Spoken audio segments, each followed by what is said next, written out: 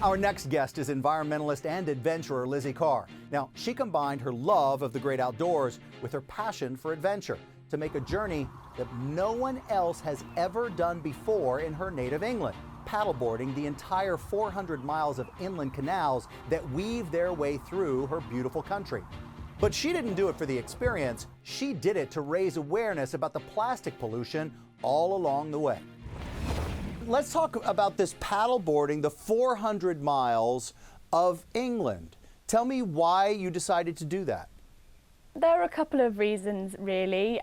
One, it was to show that you can have really great adventures up and down England and the UK, but also to highlight the problem that we have inland on our canal network and our waterways with plastic pollution. I don't think of your nation as being heavily polluted with plastics. I think of it as being green and beautiful and countryside and all of that. There are some really lovely places up and down the country where we have pristine waterways and it's immaculate, but there are some hot spots and some areas where there's a lot of plastic pollution and people sort of absent-mindedly throwing things into the canals. Lizzie, so this journey is 400 miles. Can you tell me the start and a few cities that you go along, and where did you end up? So the route started, it's the most southerly point of the connected canal network, Godalming on the River Wey down in Surrey, and then I travelled inland upwards towards Manchester, through to the Lancaster Canal, and then I finished just short of Kendal in the Lake District. What kind of things did you see that would give us the idea of how much plastic you ran across? Okay, so for the whole length of the journey, the idea was that I would plot plastic, so take photos, and they're all geotagged, so they get pulled into a map so you can see across the country exactly what I saw and where I saw it. So I got around 2,000 photos in total, and I'm plotting those at the moment into my map. The main thing that I saw, and comes as no surprise, lots of plastic bottles, lots of plastic bags, kids' toys, plates, footballs, trolleys. It's very cliche, but lots of shopping trolleys. And what was something that you took a photo of that you thought, I just can't even believe this is here? There was some workman helmets, some traffic cones, so many shoes. Why are there so many shoes in the water? People must need their shoes.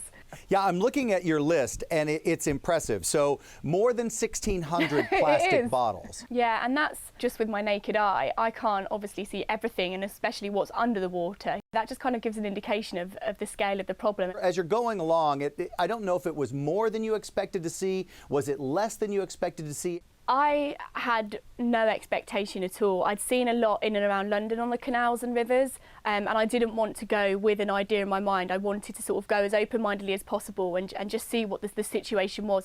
I suppose what really encouraged me was when I was researching this initially, I read that 80% of plastic pollution starts inland and then it sort of filters through to our oceans. There's so much attention focused on our oceans, which is incredible, and I really support that, but not enough is going on to support and look after the inland parts of the world where it all kind of stems from.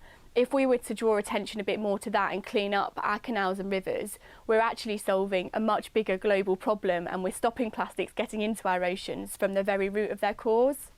Many people don't realize that what they're throwing away on dry land is then going to get picked up into a gutter, is then going to get washed into a drainage system, is then going to get washed into a canal, and then going to go into the ocean if it's not stuck or trapped someplace along the way. Going through sort of small towns and villages up and down the country, it then highlights it on a very local level. It gets people thinking very much about their lives and what they're doing at home and how they can make small changes, and they can make small changes to improve a situation that's affecting everybody around the world. And what did people say when they would come across you or you'd look at them on the way? Were they surprised to see you? Were you getting the message out? I had so much incredible support. So people that were tracking my journey on my website and just coming and offering support along the way, getting ahead of where I was with, you know, drinks and food to come and cheer me on. Now, this became kind of important for you personally, because we haven't talked about it, but 3 years ago, maybe, is it still about 3 years ago now that you were diagnosed with cancer? I was diagnosed with cancer about 3 years ago. I'd never paddleboarded before. I just kind of saw someone on the beach doing it when I was on a bit of a break, on a holiday to sort of unwind and relax after everything.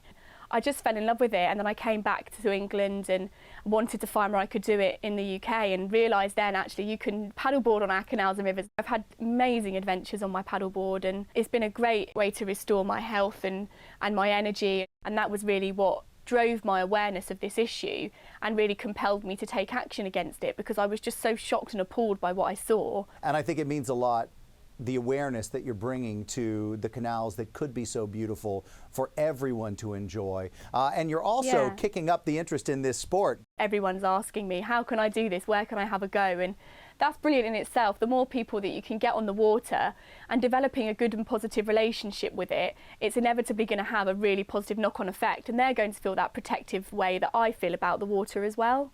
And I want to try and organise clean-ups in these areas where it is particularly bad. Tell me the times that you thought, no, I don't really want to do this or do the rest of it.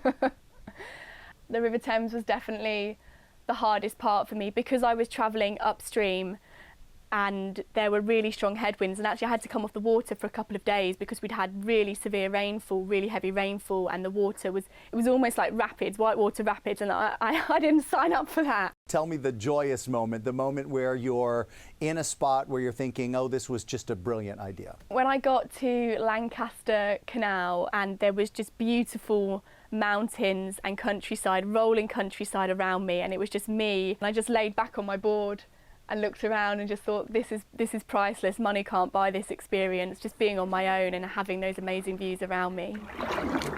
These are the moments that are really special, because no one's around, you're just alone, and it's beautiful and it's calm and it's peaceful and it's just incredible, really. And I got to ask, how are you? How are you doing? How's the cancer? Are you in remission? I'm in remission. I've been in remission for about 2 years now. So it's all looking good, and I guess for me it's really driven me to push myself and live this life that I've dreamed of and take on these challenges and do something more meaningful. If you want to see Lizzie's map and her pollution tracker for yourself, you can check it all out on her website, lizzieoutside.co.uk.